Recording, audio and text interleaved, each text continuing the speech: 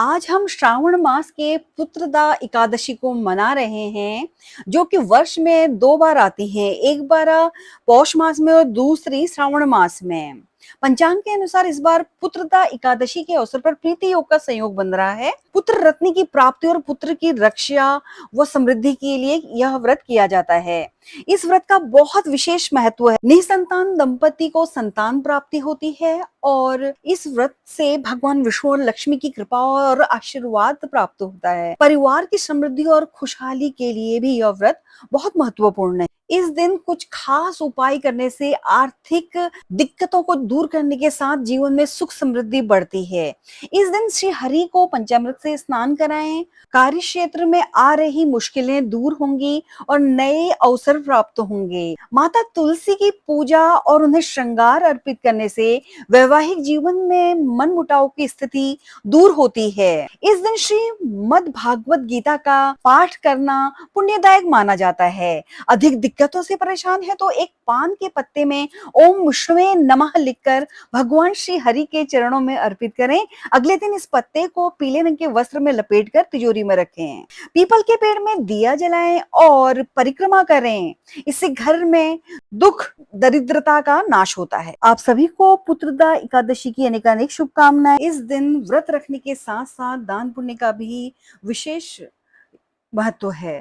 अन्न का दान करने से व्यक्ति के जीवन में आने वाली सभी परेशानियां दूर हो जाती हैं, साथ ही सुख सौभाग्य की प्राप्ति होती है। ज्योतिष शास्त्र में हल्दी को शुभ और पवित्र माना गया है। हल्दी को समृद्धि का प्रतीक माना जाता है। एकादशी के दिन हल्दी के दान से ग्रह दोष से मुक्ति मिलती है। तुलसी का पौधा दान करने से आर्थिक लाभ होता है, जिससे जीवन में कभी भी धन की कमी नहीं रहती।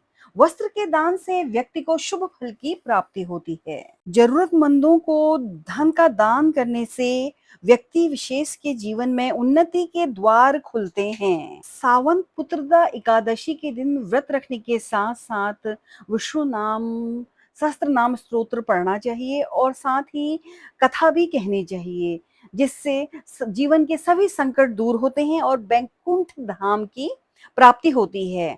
आइए जानते हैं सावन पुत्रदा एकादशी कथा।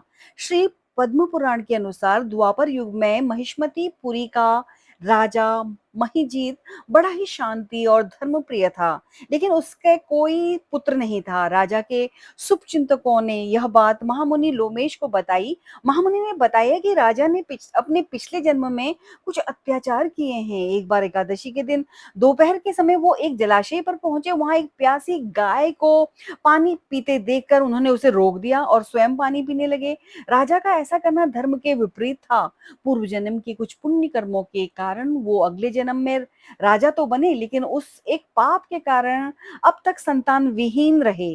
महामुनि ने बताया कि यदि राजा के सभी शुभचिंतक श्रावण शुक्ल पक्ष की एकादशी तिथि को विधि पूर्वक व्रत करें और उसका पुण्य राजा को दे दें, तो उन्हें निश्चय ही संतान की प्राप्ति होगी। महामुनि के कहने पर प्रजा के साथ साथ राजा ने भी यह व्रत रखा। कुछ महीनों के बाद रानी ने एक पुत्र को जन्म दिया। मान्यता है कि तभी से इस एकादशी को श्रावण पुत्रदा एकादशी कहा जाने लगा। इस दिन श्री हरि के नाम कीर्तन का विशेष महत्व है और रात्रि जागरण का भी बहुत महत्व है। पुत्रदा एकादशी के दिन नाम कीर्तन, जप, पूजा, आरती के पश्चात आप प्रार्थना करें कि देवकी पुत्र गोविंद, वासुदेव, जगन्नाथ श्री कृष्ण मुझे पुत्र दीजिए। मैं आपकी शरण में हूँ। ईश्वर आपकी अवश्य सुनेंगे और लक्ष्मी विष्णु अपना आशीर्वाद भी आपको अवश्य देंगे। आपके संतान की प्राप्ति होगी और घर में सुख समृद्धि बढ़ेगी, उन्नति के अवसर बढ़ेंगे। आप सभी का कल्याण हो। आप भी इस जानकारी का लाभ उठाएं। धन्यवाद। ओम नमो नारायण।